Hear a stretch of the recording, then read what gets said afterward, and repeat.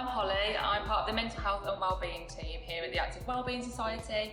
I have about 10 years of experience working in mental health, ranging from supporting people who are in hospital struggling with their mental health, right up until working with people with depression and anxiety in NHS talking therapy services. And within TAWS, I help support with our mental health and wellbeing programmes out in the community.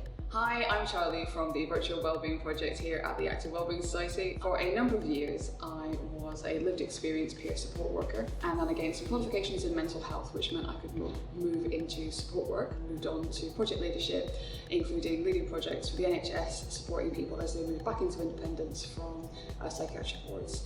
I now lead the Virtual Wellbeing Project here at the Active Wellbeing Society, supporting people in virtual spaces to lead happy and active lives. Hi, I'm Julie. I work for the Active Wellbeing Society in the Mental Health and Wellbeing team. I've been working in mental health for around about 30 years now, and I came into it from engineering because I myself experienced mental health issues. I've had family history also, and then that's really kind of given me the passion for the work that I do now, supporting people with complex emotional trauma and various mental health issues. This video is about the differences between CBT and counselling. For anyone who might be waiting for different kinds of therapy, this might be a handy video to get to know about what to expect and also know what questions to ask, that kind of thing. So, Holly, do you want to talk us through the differences between CBT and counselling? Yeah, there's a lot of differences, but I would say kind of the main ones to be aware of. First of all, CBT is quite a here and now sort of treatment, so we focus on what is going on for you right now, whereas counselling has the capacity to look at current difficulties and things you might be going through, but also delve a little bit more maybe into past difficult experiences. So that's one big distinction. Another might be kind of the element of structure. So within CBT it's quite structured, you'll have a lot of guidance and be given some strategies, whereas with counselling it's quite self-led, so it's more exploratory. And by that I mean the counsellor might ask a few questions, but really it's up to you what you want to bring to the session and what you want to add on to the agenda. And another difference would be kind of the main presenting problem that we deal with in CBT and counselling. So for counselling, much of the time, if the main problem that you're experiencing is anxiety based, counselling won't be offered to you. It's much more focused on alleviating depression and depression symptoms, and that's because there's not as much research to suggest that counselling helps with anxiety. So if you are experiencing anxiety, then CBT is something that could work really well, more so than counselling. It's really helpful to know the differences, because I think often you're prescribed CBT and it's not necessarily explained to you what to expect. Have you found people that you've supported have maybe found a bit of a confusion as to what to expect from what's been offered to them? Yeah, I mean, I tend to lump all of the CBT and counselling into one, and I'm getting therapy type thing. And they're quite different in how you work with it. So for something like CBT, the more you put into it, the more you're going to get out of it. It's very much about doing the work in between the sessions, whereas as counselling's probably a little more laid back from that. But and there's different ways to kind of prepare yourself for it. I often say to people, with counselling, you're going to open up some old wounds and stuff like that, so you can actually sometimes feel worse before you start feeling better and working through it. So that's just something to be really aware of. And again, with the CBT, unless you do the work, nothing's going to change. And it is about taking the suggestions of the person you're working with and actually doing that homework and putting something into it. Brilliant, thank you. So, looking back on kind of your experiences when you've been delivering CBT, if you were talking to somebody who's maybe waiting for CBT and they're thinking about their first session, what are they going to expect? They might have been waiting for a while, they might have their hopes up as to what's going to happen.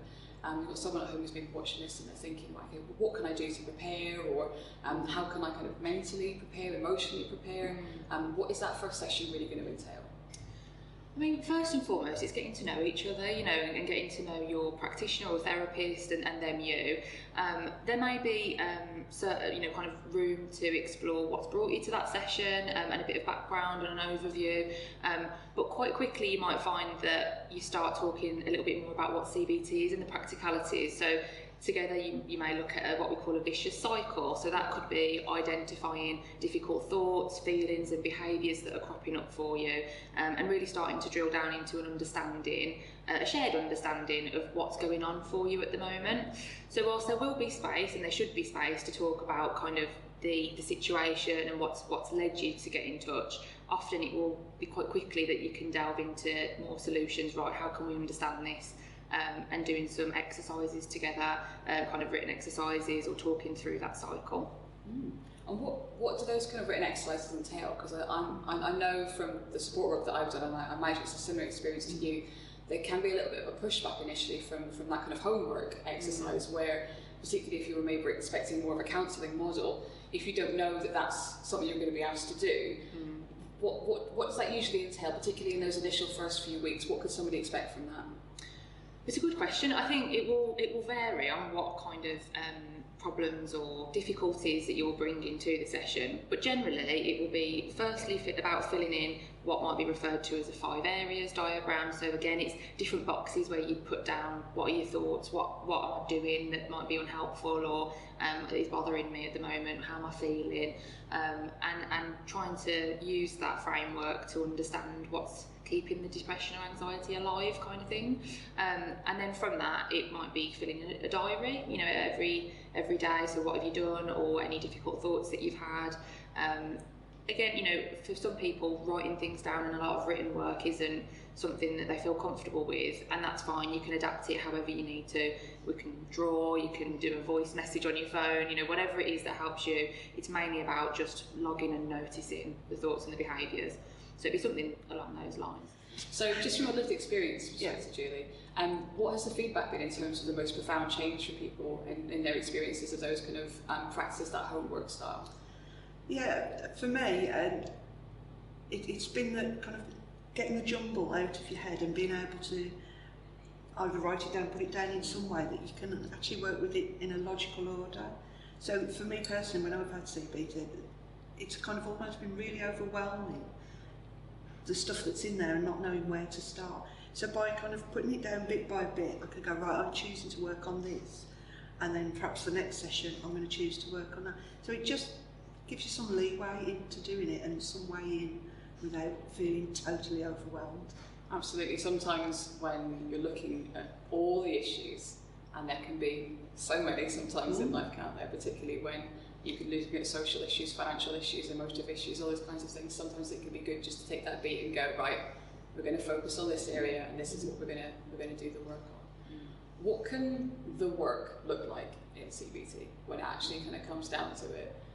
Because we're talking about the homework, and that can sometimes be the eye roll, because we all feel that a little bit, like we just want to get to the feeling not this bad anymore on stage.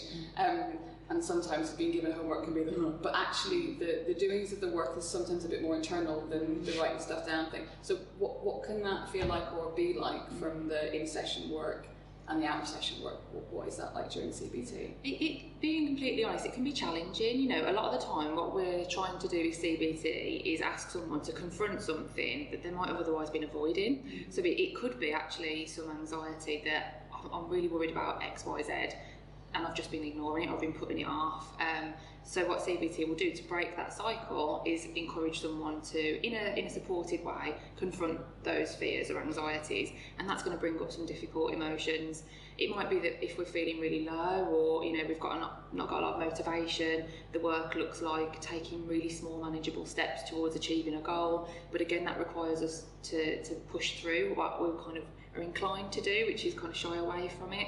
So I would say that's the main thing that can be challenging, is actually confronting difficult emotions. But you know, I tell people it's like taking medication for a physical illness, if you like. You know, if you don't take your medication every day and you don't do it consistently, it's probably not going to be as effective as if you just take it once a week when you turn up to the doctor's appointment. Same thing with CBT. You know, if you only ever do the work when you get to the session, you're probably not going to feel the benefit from it, as you've said, Julie. You get out what you put in. So the work really is about using the strategies that the therapist or the practitioner has given to you and doing it consistently, despite the difficult feelings it might bring up. And that's something to talk through. If it is challenging, talk about it with your therapist and think how that might be able to be a bit easier. You know, can we break it down? Can there be something that can be changed to make it easier to do in the initial stages before you build up to something a bit more difficult? Are they likely to give you advice? Like, would you find if you were to, you know, set down these cycles, break down the issues, are they going to guide you through that to make decisions and choices, or is that on you to find those solutions and find those new ways of being? I would say it's a combination of the two. A lot of the, especially at the beginning, it might be a bit more guided, and definitely in terms of the types of strategies that we can use, CBT therapists and practitioners will offer you, you know, this is the strategy, this is how you might want to manage a difficult thought or a worry. But actually, the best solutions are often within us anyway, and so any therapist or practitioner is going to really welcome if you can see something that might help you, bring that to the table, and hopefully they'll be asking you questions that lead you to discover those things that are already there and the things that you already know, and just support you emotionally and give you a bit of cheerleading really to go on and do it. Yeah, and that's kind of one of the core differences, isn't it, between CBT and counselling, is there's kind of less of that within the counselling space. Yeah, counselling is much more, it's just a space to start to understand your thoughts and feelings.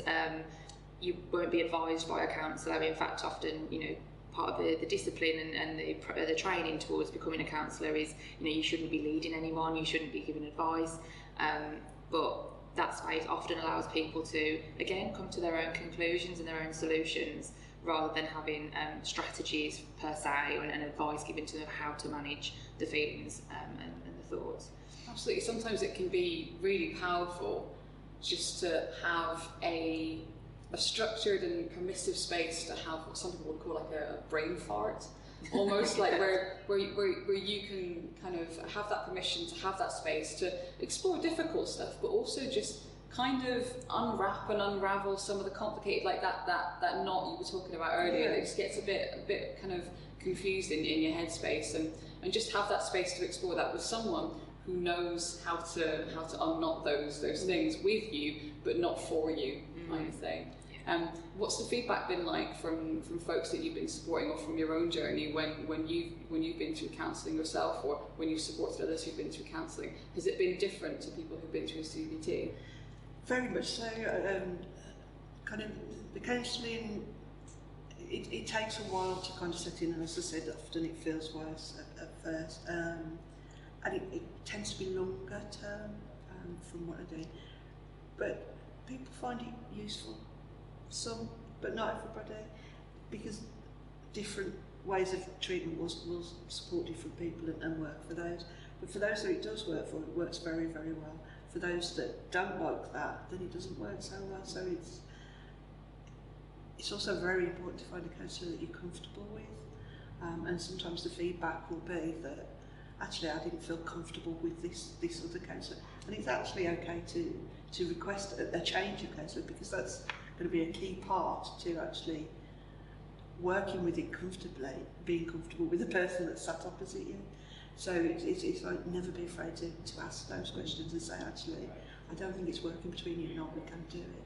So yeah, generally for people it works well. It's a process though, and it's not a quick fix, and often people are like, well, I'm going to go and get this therapy and in 2 weeks time I'm going to feel brilliant. Not the case generally. It does take longer, and again, you know, feeding into it, you've still got to action the stuff that you've talked about, and got to go away and do those actions. So not everybody always recognises that. It's often that people are like, I'm going to go in, I'm going to have a chat with somebody and they're going to fix my brain. And unfortunately, much as that would be nice, it doesn't work that way. Again, there's still a process behind it that you have got to take responsibility for it and work through it.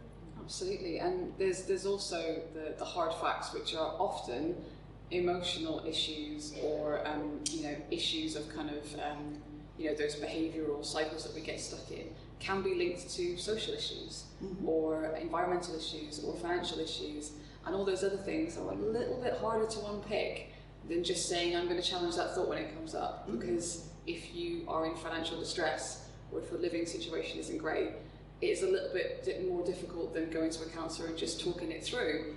So it's always worth acknowledging that those systemic issues aren't necessarily going to be deconstructed by having a conversation with a counsellor, but a good counsellor will acknowledge that with you and support you through the validation of that as part of the issue that you're facing. Yeah, absolutely.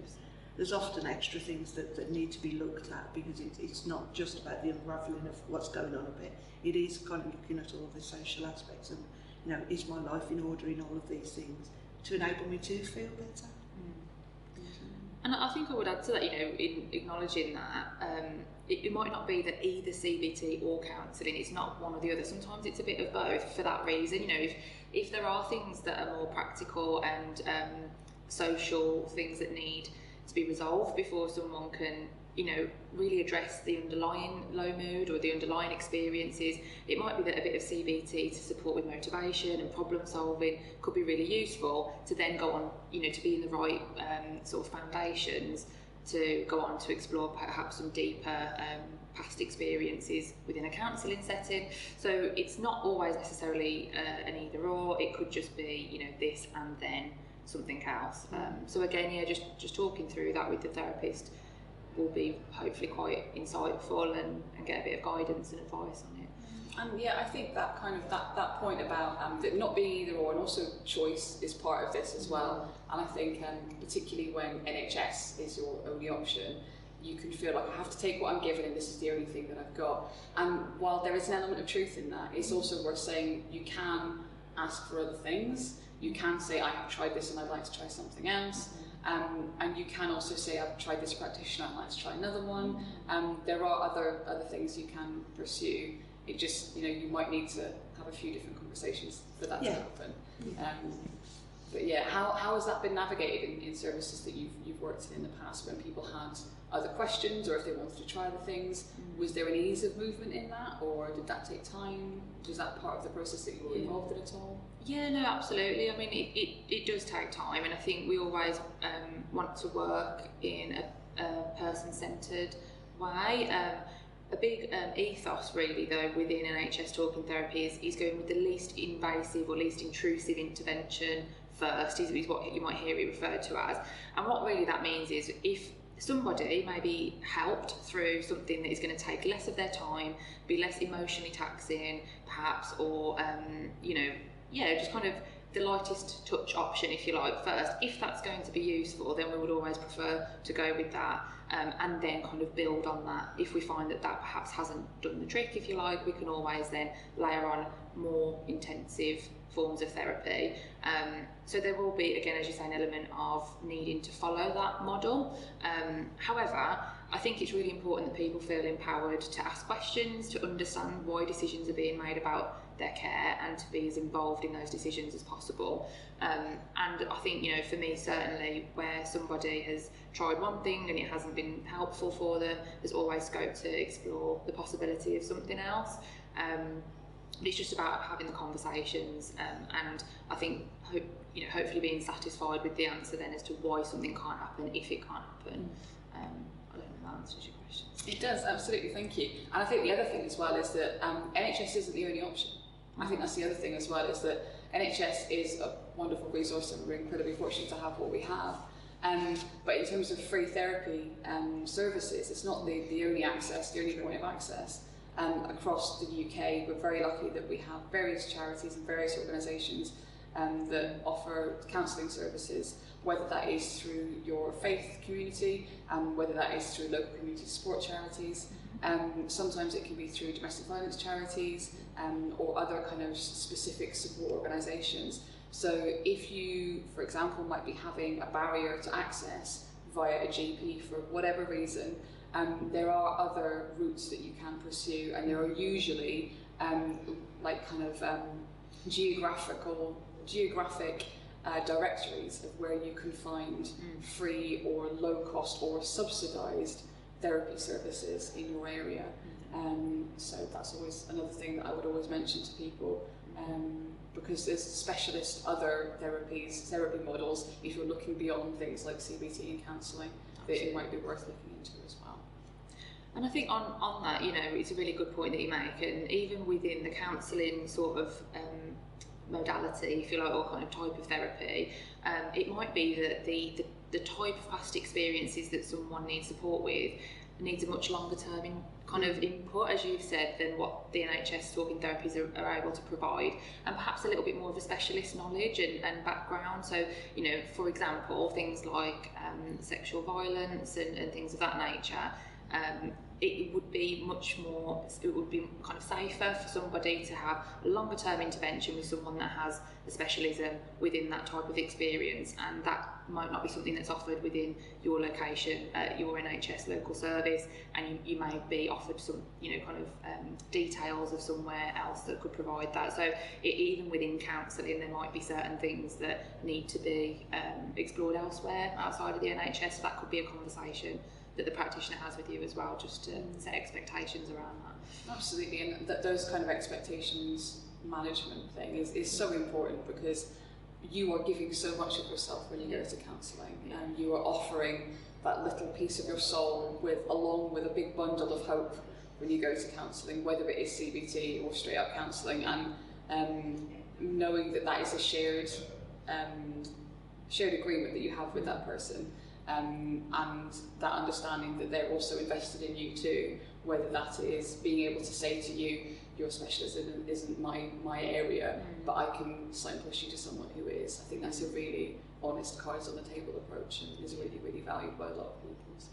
So we're speaking about expectations in the first session, and a lot of that is holding anxiety about worries about judgment, or kind of fears about sharing some quite personal details. What would you say to somebody who's coming to their first session, whether it's counselling or CBT, about what they're bringing and the things they're going to be saying in that first session? I mean, absolutely, it is nerve-wracking. As you said before, you bring in something that's really personal, a part of you, to really a stranger, let's be honest, you know. But whether it's CBT or counselling, the person that's sat in front of you or is on the phone with you it will not be judging any part of what you're saying. It is a safe space, it's confidential. I think that's another big thing, you know, no matter whether you're in the NHS, you're at another organisation, they will respect your confidentiality, so you really can be open, and you won't, anything you say, I'm sure, will not shock people. Mental health and all difficulties associated are so much more common than people want to talk about, and often that's unfortunately part of the stigma around mental health. But actually, it's quite probable that who you're talking to has heard this before, and so you don't need to be worried about any kind of judgment or criticism in that respect. I think following on from that, you're going to need to be vulnerable and put yourself in that vulnerable position. And from experiences of going through counselling, CBT, and from supporting others doing it, you are safe to do that, and it is okay. It's going to feel uncomfortable, it's going to feel very out there, but these are the trained professionals that we're working with that are there to hold that and to help you through that. So yeah, you're going to feel vulnerable, but that's okay. That kind of space to be your authentic self. Yeah. This is the space to do that, yeah, really, isn't absolutely. it? Yeah. Because, you know, as you said, nothing's going to shock the people that you're working with because of that kind of training, the background behind it. You know, in the work that I've done, I've had people come to me with all sorts of things, and it's like, okay, let's work with that. It's never like, oh my gosh, that sort of thing. So you are safe in the hands of the people doing that, as long as they are accredited. Yeah, absolutely. Yeah. Thank you both so much. This has been really, really, really helpful to get both of your perspectives from both the lived experience and the professional side as well. I mean, both of you have so much wealth of experience, years of doing this, and it's really, really valuable, so thank you so much. Thank you. Whether it's CBT or counselling that you're waiting for, please be assured that you are not alone. Mental ill health is really common, and so is seeking help. We're going to pop some details in the description below of things like national services that might be useful to you, and other resources that might answer some more questions. We hope we've answered some questions today, but do get in touch, drop us some comments if you have any more. Thank you again to Holly and Julie for their time today, and yeah, we hope to see you again in another video soon. Take care, bye. Thank you.